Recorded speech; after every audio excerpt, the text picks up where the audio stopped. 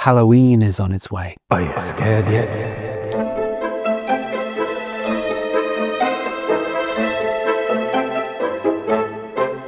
The chances are, no. It's the usual tidal wave of orange and black plastic, plus some cobwebs and flickery pumpkin lanterns.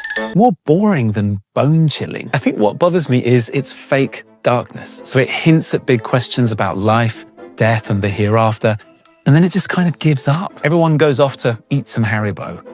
So how does Japan do it better?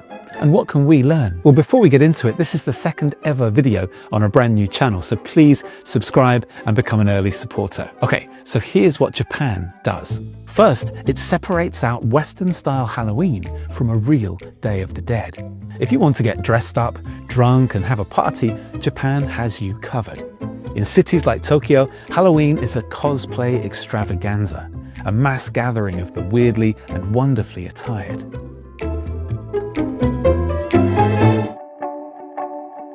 The real Day of the Dead, the equivalent in Japan of what used to be All Hallows Eve in the West, happens in the summer.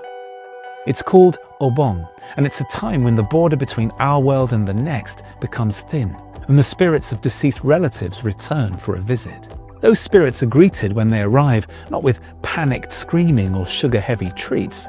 Instead, the living gather at graveyards to tidy and sweep, drink together and have fun. Bon Odori dancing, originally a means of welcoming the dead, features spectacular costumes, music and routines.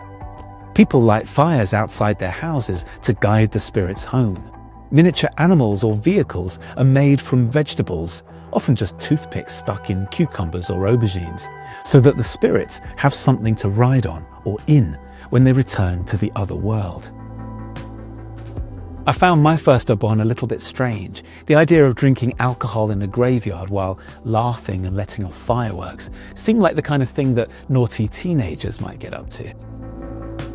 It was a while before I really appreciated the idea that a gentle, open playfulness is actually a very good way to approach the biggest questions in life. Joy, meanwhile, is a natural response to remembering or re-encountering loved ones. One thing I really wanted to know, though, is what do people think is going on at Obon? Is it about remembrance, or is it about somehow re-encountering the souls or spirits of dead relatives? Well, here's another way that I think Japan gets all this right. It's actually not that important to have firm, concrete ideas about whether unseen spirits exist, whether there's life after death, and what that might look like.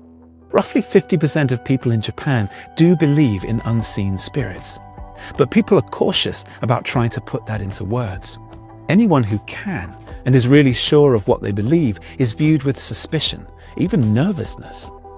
Partly it's because 30 years ago this year, a religious cult released sarin gas on the Tokyo underground. For people in Japan, religious certainty now sets alarm bells ringing. But it's also because people feel doubtful that these biggest questions in life really can be fully and accurately put into words. A lot of us in the West, I think, expect that we ought to be able to put our beliefs into words.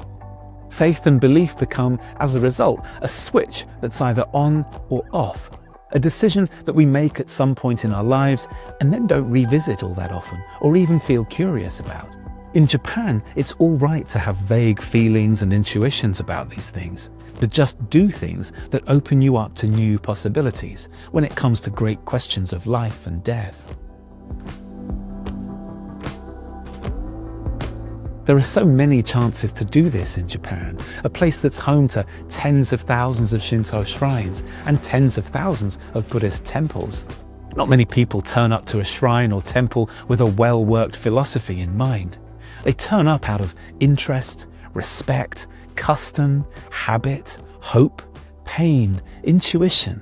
All these things coming together, opening up a space where something might happen.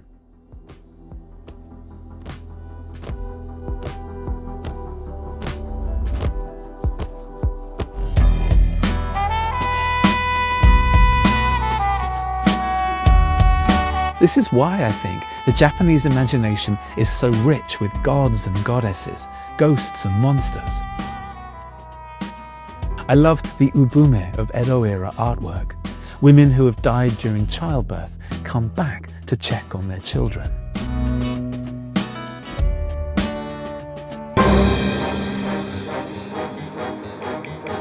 One of my favourite kinds of yōkai, monsters, are tsukūmogami. In the West, we worry about diabolical creatures trying to get into our homes. That's where so much of the drama in Halloween stories comes from. Did we lock the doors? Did we secure the windows? What's that howling sound coming from outside? In Japan, it's much, much worse. The monsters are already in your home. Tsukūmogami are ordinary objects that have reached a certain age and gained a spirit of their own. They've come alive, become self-aware. Sometimes it takes 99 years for this to happen, sometimes 100. The numbers don't really matter. Becoming old is the key. Futons can become tsukūmogami, so can tea kettles, sandals, umbrellas, even musical instruments. If you're a Pokemon fan, then you've already encountered tsukūmogami. So, have you been treating your futon or your kettle well recently? If you have, then when it comes alive, it will, with luck, treat you well in return. But did you fail to keep your sandals clean? Did your feet often stink? Well, imagine how angry they're going to be when they come alive.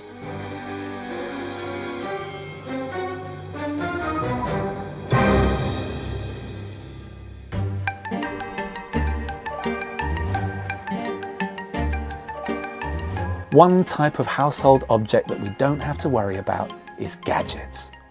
No matter how many times you drop your iPhone down the toilet, it's not going to spring into consciousness one night and try to smother you with a pillow. It's said that there's something about the electrical properties of these objects that interferes with the process of becoming a spirit. Centuries ago, some in Japan really used to worry about tsukūmogami. They'd take their old objects to a shrine to have them blessed, just to make sure they didn't come alive and cause trouble. Doesn't happen as much now, but there is still a sense that the superhuman justice that tsukūmogami represent, treat them badly and you'll suffer, might be real. Belief in Japan is not a switch that's either on or off. It's more like a flickering candle inside a Halloween pumpkin, sometimes going strong, sometimes weakening a little, but always illuminating what's around. It's that openness to possibility that I really love and respect. If Western Halloween could do a bit more of it, then I'd look forward to it every year.